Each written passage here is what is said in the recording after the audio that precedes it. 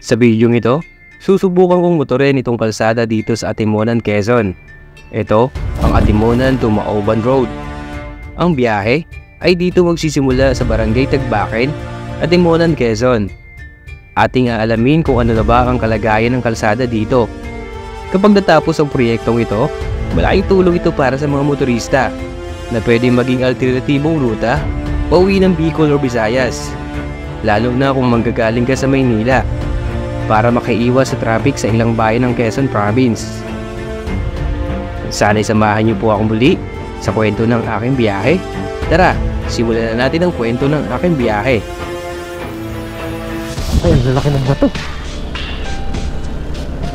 Ayun o. Grabe, nakakatakot. Baka malaglagan tayo dito. Ayun o.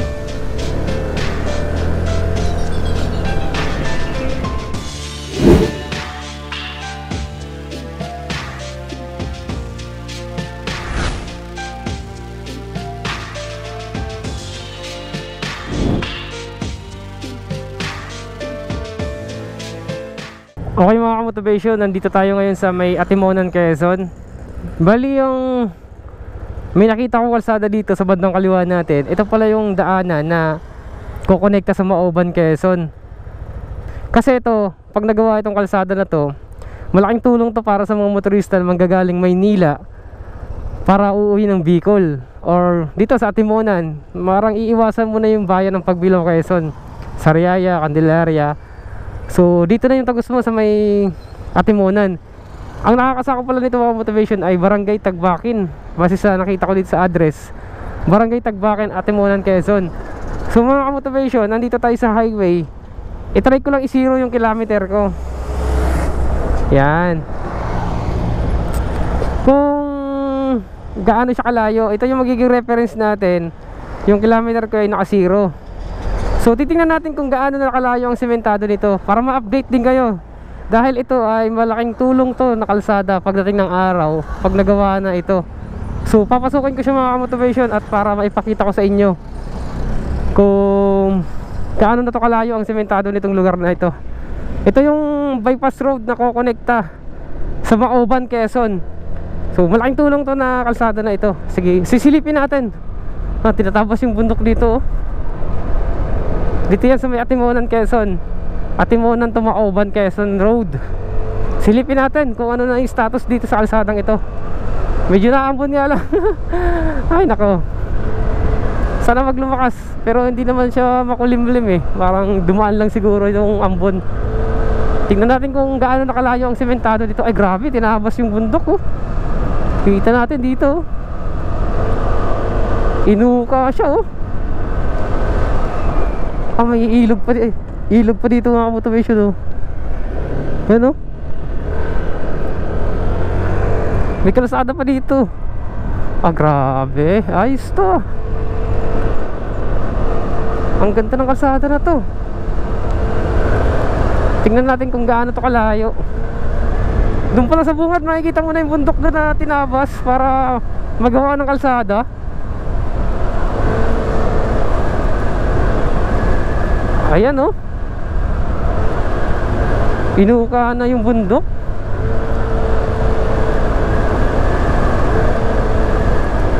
Ay, naambon na. Baka napapasa yung lens na camera natin. May mga development dito ang ginagawa oh. Farm. Swerte na may mga lupa dito oh. May mga bagong bahay na oh. Malapit pa sa highway. Papasukin ko mga motivation para makita natin kung hanggang saan tayo makakarating. Ayan oh. Putol na dito.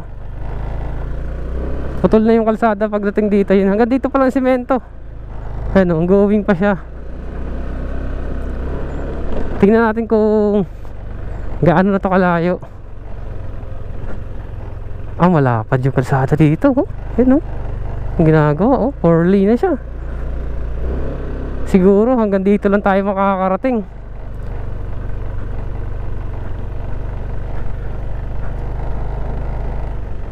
Yan. Yun oh. Yan mga motivation no. Sinarado na oh. Pwede kang bumaba pero may mga bahay pa pala dito. Pwede kang bumaba dito. Nga lang medyo ano na, alanganin na. Yan. Yan. Tinatawag tayo dito ah. Yan. Pwede ba dumaan dito? Titingnan ko lang kung ano yung tsura. Diyan lang sa unahan. Ha? Pwede iakyatan yun? Sige, salamat. Salamat. Mamasyal lang daw. Pwede pala dun sa taas oh. Akyatin natin.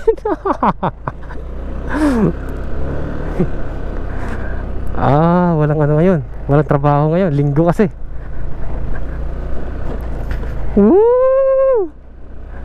Tinawag ako nung nakatira doon eh. Sige, diretso daw, diretso. Silipin natin to. Grabe. Buti na lang maganda yung panahon, mainit. Kasi kung maulan to, grabe putik nito. Grabe yung kalsada na to. Ang ganda na oh.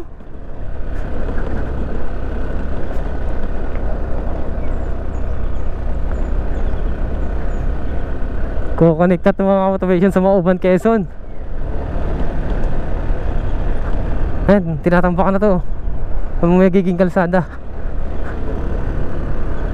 Okay, nakakatakot dito. Nakakatakot, mag-isa lang tayo dito. Tingnan natin yung tuktok.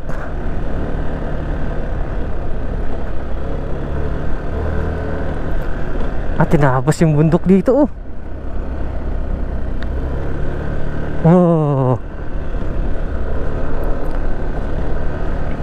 Hanggang dito na pala, pwede na makaakyat oh. Tinapos ang bundok oh.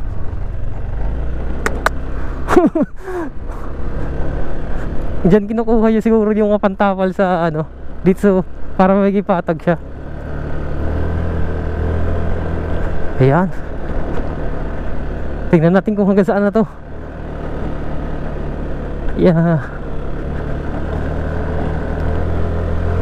Woohoo!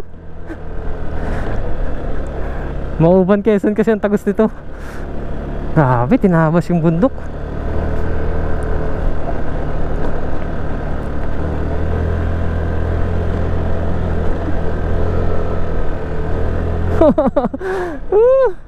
Ay, ang lalaki ng bato.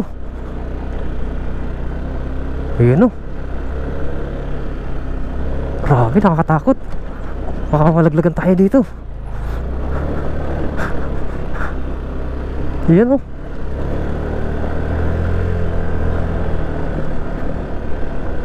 Layo na pala. Baka kaya nang tagusin itong Mauban.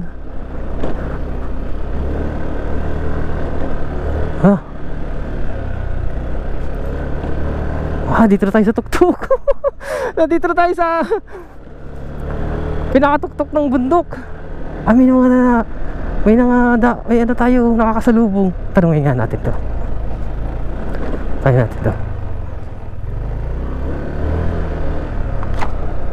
Makakadiretso na ba dyan?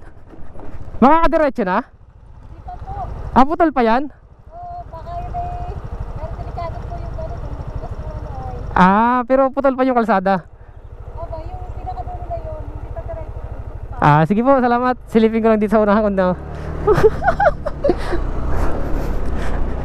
Mag-drone tayo dito, mag-drone. Tingnan natin. Baka naman may batong lumaglag dito. Tingnan natin.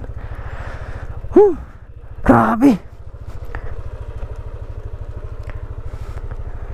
Ito yung tinabos na bundok ko. Makikita natin dito. Ayan. Grabe. Tinabos yung bundok na to. Tingnan natin, mag-drone tayo.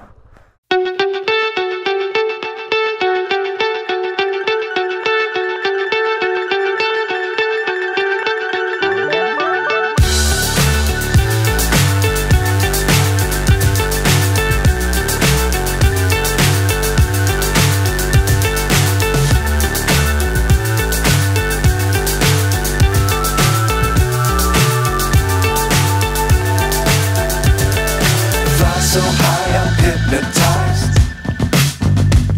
What's up is down, what's left is right. Chasing stars and holding you. I can't see the end, but we'll see it through.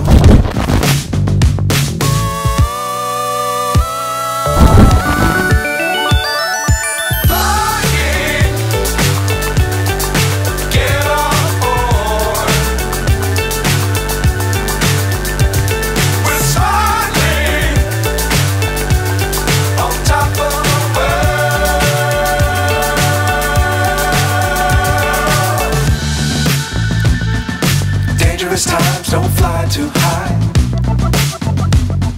Be sure to keep the ground in sight. Fly forever if you keep it tight.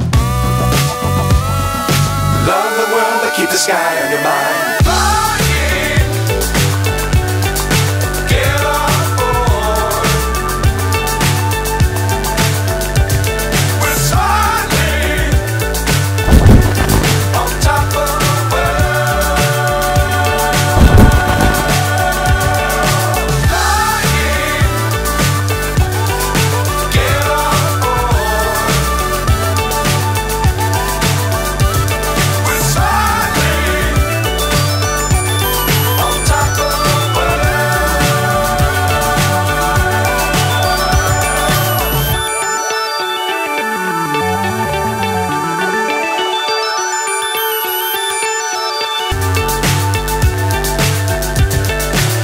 So high I'm hypnotized.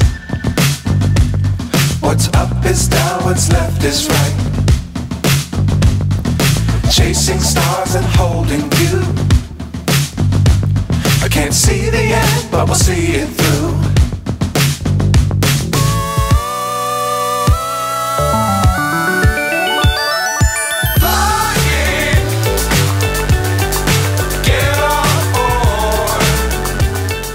Okay mga ka-motivation, nagpalipad ako ng drone. Grabe, ang lawak pala nito. Nga ba, tinabas yung kabundukan doon sa unahan.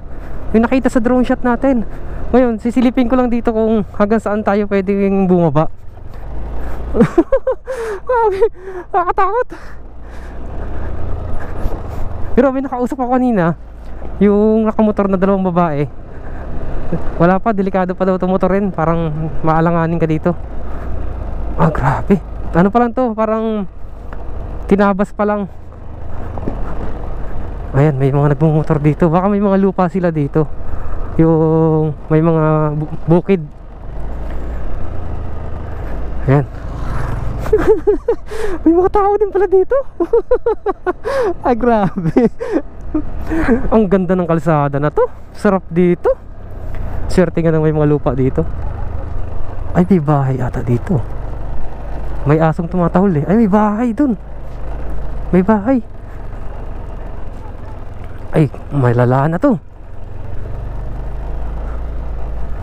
Ah, kaya naman tumutor din doon. Kaso lang, buwis buhay na to. Wala tayong kasama. Hanggang dito na lang siguro. Tingnan natin dito sa pagliko. Grabe. Ang ganda ng kalsada na to. Ang bilis ng biyahe nito pag galing ka ng Maynila. Hala, hala. Yun. Di tayo makakaliko dito. Bababa muna ang mga motivation. Tingnan natin. Di tayo makakaliko din naman dun eh.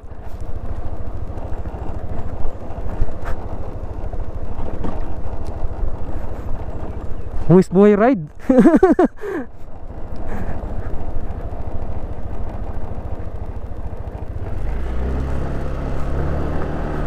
Wow. Pero may mga motor tayong nakakakita kanina. Dalawa na.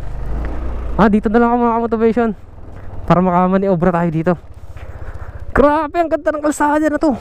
So nakikita natin yan, dediretso pa yan. Ang lawak. Nung nakita natin sa drone kanina, babaybayin yan hanggang Mauban, Quezon. Ang ganda ng project na to. Ang swerte ng mga lupa dito. Pagdating ng araw, di ba? Develop na to. Hindi na ako didiretso doon. Dito na muna tayo. Iikot na ako. Since nakita ko naman sa drone, ayun, ang kalsada, talagang wala pa siyang semento. Andun pala sa bungad yung may semento. Dito sa part na to, layo pa, puro pinatag pa lang. Bali ano lang mga motivation, 3 kilometer lang yung nabaybay ko mula dun sa may entry point. 3 kilometer lang yung kaya. Maganda dito magmotor kung may kasama sana, pero mag-iisa lang kasi ako, nakakatakot. So yun lang mga motivation, yung update dito sa kalsada ng Atimonan, Quezon to Maoban, Quezon. Yung kalsada na to nagiging bypass road na tatagos ng Maoban, Quezon. Ang ganda. So paano mga motivation, hanggang dito na lang. Sana ay nagkaroon kayo ng idea na mayroong kalsada dito sa Atimonan na tatagos sa Maoban, at kung ano na yung status ng kalsada dito. So yun lang mga motivation, paalam. Hanggang dito na lang muna. Kita-kita tayo sa susunod kong mga video. Paalam, bye-bye.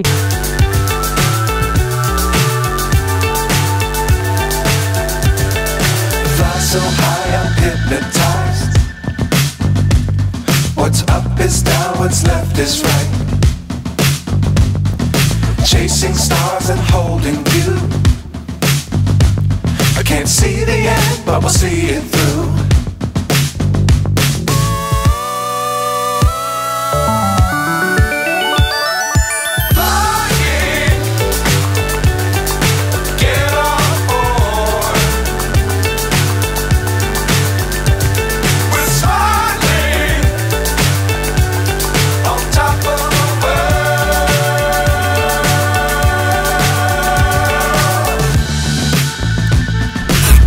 Times don't fly too high. Be sure to keep the ground in sight. Fly forever if you keep it tight. Love the world, but keep the sky on your mind.